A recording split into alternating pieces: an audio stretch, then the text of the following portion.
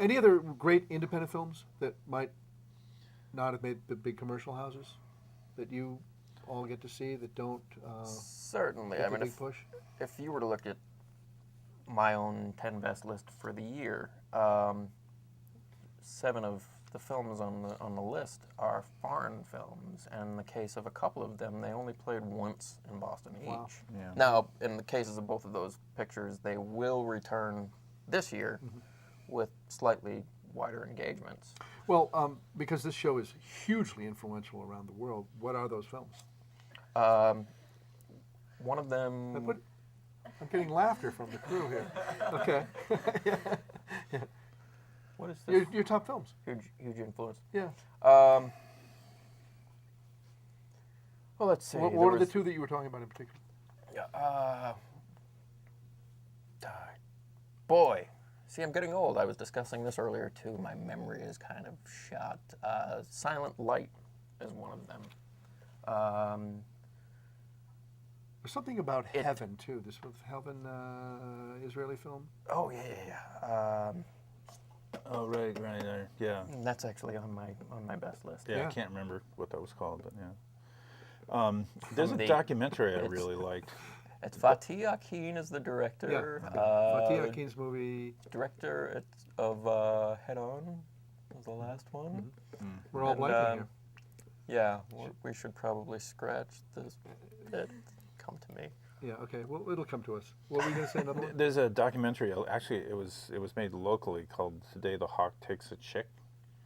It was only shown here, I think, at the MFA maybe.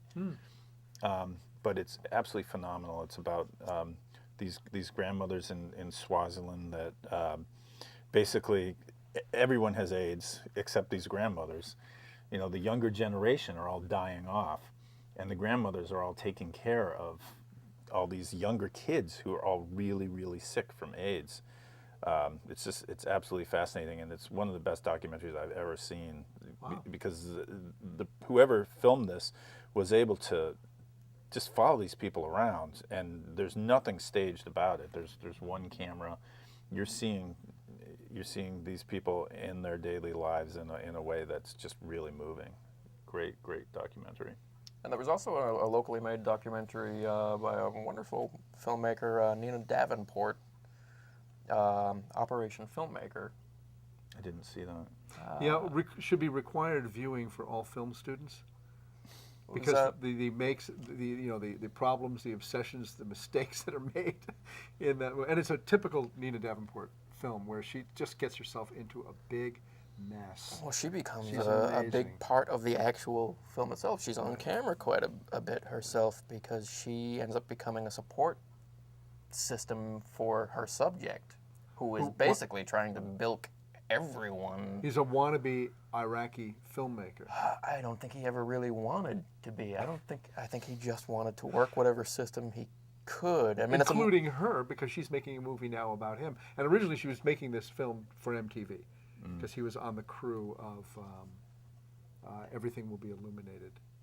Everything is Illuminated. It was a Liev Illuminated. Schreiber film. Right. Liev Schreiber had seen a report that MTV News had done on, what's happened in Iraq, the devastation And since the seen war him. began, and found this photogenic guy who he's a film student. His school had been bombed, and his dream of being a filmmaker has been just destroyed. And so Liev Schreiber, in a fit of altruism, said, "Let's get this guy. We'll bring him in on our movie and have him be a PA." And he just does not. And the thing goes on and on. He ends up working on The Rock's zombie film, and then intercutting between the dead zombies Although and the he's not dead really- victims in he's not Iraq. really And it's just, you're just going, working on the how far film. is this thing going to go? Yeah, that's a great film. Let's do one more, and then we'll move on. I'll have to think about it. You go. I'm still hung up on the title of the Fatty Akin movie. Wonderful movie. Yeah, it is a great movie. And then there's Boogeyman, which I thought was beautifully made and necessary, about Lee Atwater. I was amazed more people didn't see that. I wanted to see that. didn't see I didn't Oh, see really? that. Oh, there goes our crying Actually, critic again. A friend of mine did the music for that. Tim Robert. Do you know Tim Robert? No, local.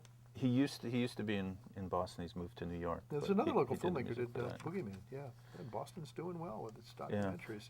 I thought of another one, In Bruges.